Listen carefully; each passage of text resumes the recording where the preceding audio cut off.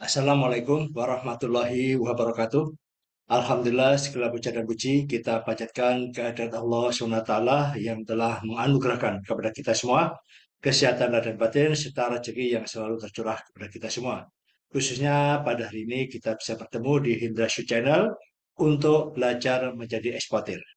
Salam dan salawat kita haturkan juga kepada junjungan Nabi besar Muhammad SAW beserta sahabat dan keluarga beliau. Semoga kita semua bisa mengikuti suri teladan yang telah beliau contohkan hingga akhir zaman nanti. Insya Allah. Rekan-rekan pejuang ekspor, apa kabar? Tetap semangat dalam belajar menjadi eksportir. Ekspor itu mudah, semua punya kesempatan. Asal Anda menjalankan empat hal ini, yaitu keikhlasan Anda di dalam waktu Anda belajar, semangat Anda, mental Anda yang kuat, kemudian Anda bersungguh-sungguh, manjada wajada. Ya, insya Allah siapapun yang bersungguh-sungguh akan berhasil. Yang ketiga tentunya adalah sabar, karena order ekspor itu semua tergantung kepada Allah SWT. Itu rezeki yang diturunkan kepada Anda. Dan terakhir adalah keyakinan Anda, Anda bisa ekspor. Ya, karena setiap keyakinan, doa kita yang terbaik, insya Allah akan dikabulkan oleh Allah SWT. Dan Anda tentunya tetap bersemangat untuk belajar menjadi eksportir. Nah, pada hari ini saya akan eh, share terkait dengan mekanisme pembayaran ekspor. Mekanisme pembayaran ekspor ini yang disebut adalah collection. Jadi beberapa seri yang lalu kita sudah belajar skema LC dan cash in advance ya. Nah, kali ini collection. Collection ini ya collection ini sangat sangat diminati oleh importer ya. Importer karena ada beberapa hal yang diadakan oleh importer ya. Kenapa kok mereka sering importer sering menyampaikan hal ini? Karena bagi eksportir pemula yang belum memahami collection ini bisa terlena ya. Bahkan teman-teman yang menjalankan bisnis ikut pelatihan bahkan tahu pun kadang-kadang terlena. Nah, dengan pembayaran collection ini. Nah, hari ini akan saya coba skema tentang pembayaran collection. Kemudian di dalam collection itu kita breakdown lagi bagaimana jangka waktu pembayarannya. Ya, oke, saya akan share dengan membuat catatan-catatan khusus untuk Anda semua. Jadi pembayaran ini adalah collection. Collection, ya. Collection ini sangat diminati oleh importir dan sering importir itu menyampaikan kepada eksportir khususnya yang belum berpengalaman adalah bahwa collection ini aman. Kenapa mereka menyampaikan bahwa ini aman? Kita lihat skemanya dulu. Ini adalah importir,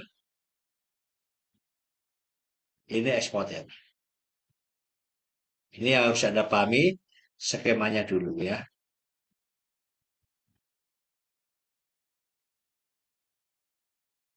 Nah, ketika importir dan eksportir ini sudah deal dengan pembayaran collection, importir akan bilang, ini pembayaran ini aman. Karena apa? Karena begitu Anda kirim barang, ini ya, kirim barang ke sini, ya, ini kapalnya. Nah, importer akan menyampaikan bahwa kami tidak bisa mengambil barang itu. Kenapa? Karena dokumen itu akan Anda setorkan kepada bank Anda. Ini bank Anda.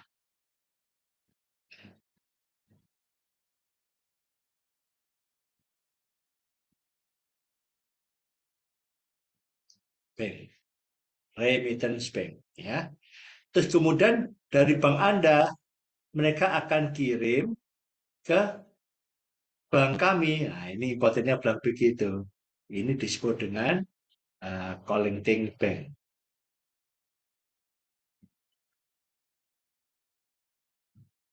Nah, kalau dokumen, sorry, kalau kapal nanti ini sudah sampai, saya tidak akan bisa ngambil barang. Kecuali kami akan menebus dokumen di sini. Jadi importer akan melakukan pembayaran. Baru original dokumen akan diserahkan kepada importer. Jadi ini aman. Karena apa? Kami sebagai importer tidak bisa mengambil barang tanpa harus menebus dokumen. Ini ya. Jadi ini yang perlu diperhatikan. Ini kelihatannya aman. Karena apa? Karena barang sampai importer tidak bisa ngambil barang dan importer hanya bisa ngambil barang kalau dokumennya ditebus. Karena kalau di bank nanti memberitahukan, importer ini ada dokumen collection data, silakan ambil. Nah, kalau importernya mengambil, dia otomatis membayar dan bisa mengambil barang. Problemnya adalah collection ini adalah tidak dijamin oleh bank. Beda dengan LC ya, tidak dijamin oleh bank.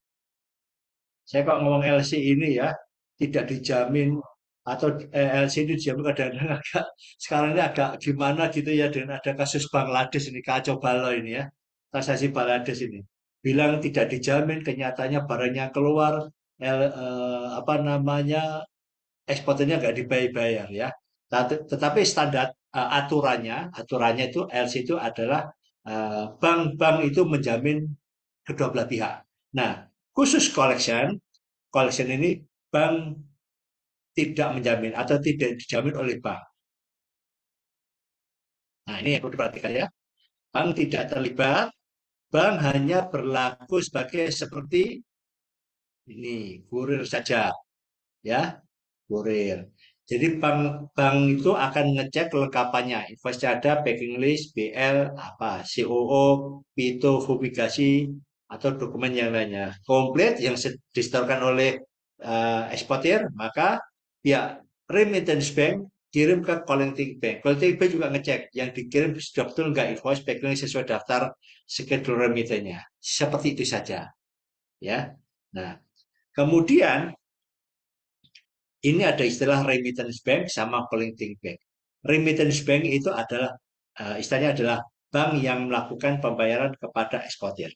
Sedang collecting bank, bank yang menagih pembayaran ke importir. Yang menjadi permasalahannya adalah ketika bank tidak melakukan penjaminan. Yang jadi problem adalah ketika collecting bank bilang, importir ini dokumen koleksinya sudah datang, silahkan diambil.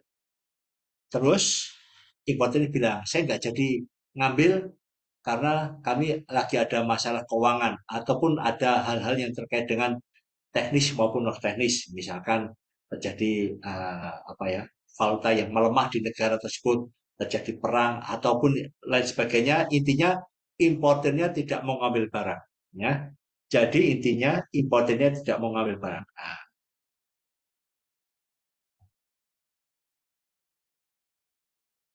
karena tidak mengambil barang, maka dokumen itu yang sudah di collecting bank akan dikembalikan kepada eksportir bank, ya, di send back ya.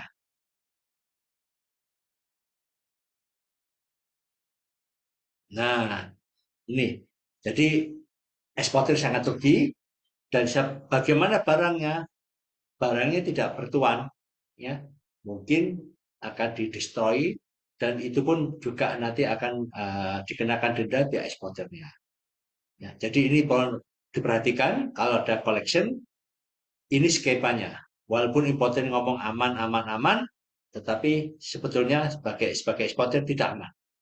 Dan beberapa kasus yang pernah masuk ke kami, ya, pernah masuk ke kami adalah eh, satu unpaid, ujungnya diskon, ya. Jadi apa namanya kasus ya, terus kasus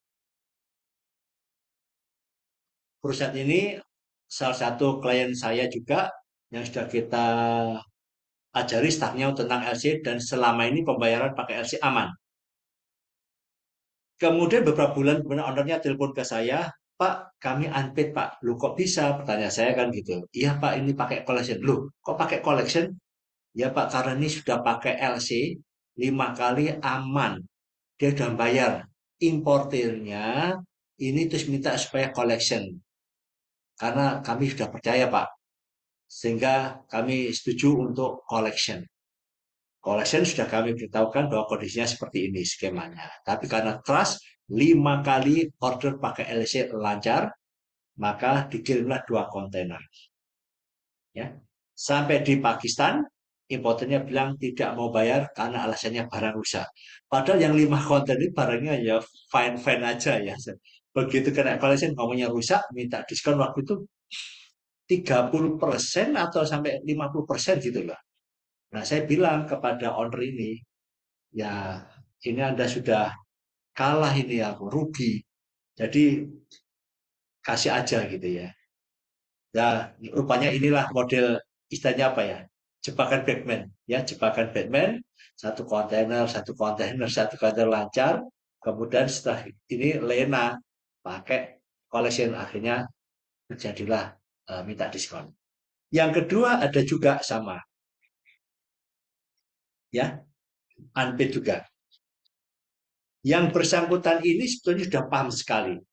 Dia sudah cek, ya sudah cek, minta informasi tentang bagaimana kevalidan dan informasi sumber-sumber informasi yang dia dapatkan baik yang di luar negeri ataupun yang di Indonesia mengatakan bahwa bayar ini valid dan selama ini juga pembayarannya aman. Maka dia memutuskan pakai collection. Nilainya 90.000 US dollar juga. Kenyataannya adalah minta diskon lagi dan unpaid. Karena dokumen itu tidak dibayar sama collecting bank dikembalikan kepada eksportir. Maka datang ke saya tanya apakah punya bayar lagi. Ada Pak, tapi minta diskon. Udah nggak apa, kasihkan aja. Semua dokumen diganti semua, termasuk BL-nya.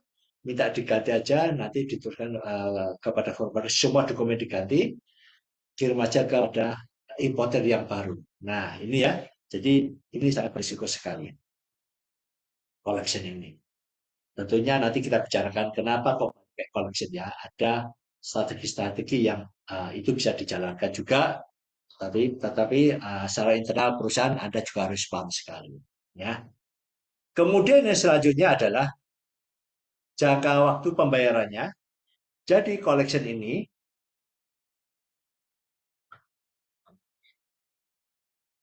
ada dua jangka waktu pembayarannya, disebut DP, yang kedua DE. Nah, ya, DE. DP di sini adalah documents again, sorry, again payment. Inilah yang sering rancu bagi teman-teman eksportir ketika customernya tidak bilang collection, ya. Jarang teman-teman ya apa calon pembeli importir bilang I want to buy with collection payment gitu ya. Itu jarang. Dia menggunakan istilah-istilah yang mungkin uh, kurang familiar. Dia bisa menyebut bahwa kami akan membayar dengan DP. Nah, begitu ada kata-kata DP, ya, DP ini yang sering apa ya terdengar kan down payment nih, ya, ya down payment. Jadi saya mengingatkan teman-teman semua kalau ada customer pembayaran DP, please make sure, ya pastikan Anda langsung kontak aja. Ini yang Anda maksud down payment atau dokumen against payment. Nah, ini ya. Jadi harus ditanyakan apakah down payment atau dokumen against payment. Tunggu jawabannya. Ya, jangan diartikan bahwa ini adalah down payment. Tapi juga jangan diartikan juga dokumen against payment. Please confirm. Ya. Kalau itu dokumen against payment, ini artinya collection, tapi pembayarnya at sign. Segera bayar. Ya, segera bayar. Jadi begitu dokumen datang, terus importernya mau ngambil barang dan dia mau menebus dokumen itu, maka segera eh, collecting bank akan bayar. Ya. Kalau di LC at site ya segera bayar. Kalau DE itu artinya dokumen, sorry, documents acceptance. Nah, ini ya acceptance.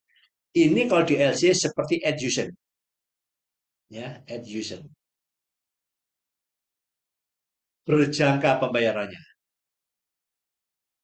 Jadi biasanya di dalam kontrak disebutkan DE, misalkan aja 30 days after DL date misalkan. Nah, gini ya. Jadi dokumen agent acceptance 30 days after BL date. Tergantung ya 30 day, 40 days atau 60 days.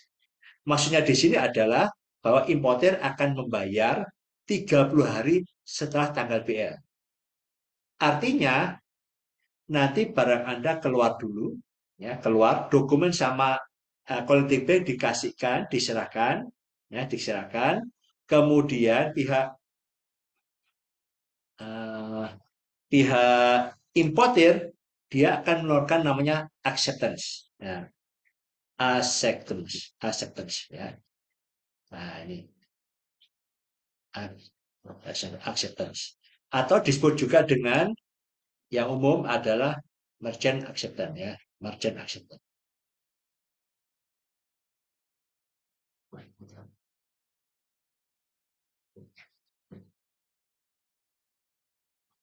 Nah, merchant acceptance artinya apa? Ini adalah janji bayar dari importer. Karena sudah disepakati, maka barang keluar dulu, setelah 30 hari, dia janji bayar akan membayar. Dan ini tentunya berisiko, ya. Jangan-jangan janjinya berprestasi atau nanti ada alasan, oh dibuka barangnya rusak dan lain sebagainya. Ini janji bayar, ya. Ini yang mau diperhatikan. Jadi ada jangka waktu pembayaran terkait dengan collection itu adalah DP dan DE. Nah, ini ya, ini sebagai tambahan Anda. Jadi, hati-hati, saya pribadi, saya tidak merekomendasi untuk pembayaran collection untuk Anda, khususnya bagi pemula-pemula yang tentunya masih secara capital juga masih kurang bagus, hindari pembayaran collection ini. Supaya transaksi Anda aman dan lancar, ya lebih baik kita tidak dapat order, kalaupun kita nanti dibikin susah bahkan rugi, ya. Ini sekedar informasi bagi Anda terkait dengan collection. Insya Allah nanti akan saya sampaikan juga terkait dengan bagaimana kalau harus collection, Pak, ya, bagaimana solusinya dan apa yang harus Anda lakukan untuk menerima pembayaran collection ini. Demikian dari saya, semoga yang sedikit ini bisa bermanfaat untuk Anda dan Anda bisa jelas tentang pembayaran ekspor, khususnya collection, termasuk juga risikonya. Dan semoga Allah memberkahi Anda semua jadi eksportir dan Anda mendapatkan keberkahan semuanya. Insya Allah usahanya lancar dan Anda pun mendapatkan kesuksesan di dalam bisnis ini. Subhanakallahumma wa bihamdika asyhadu an la ilaha anta astaghfiruka wa atubu ilaik. Wassalamualaikum warahmatullahi wabarakatuh.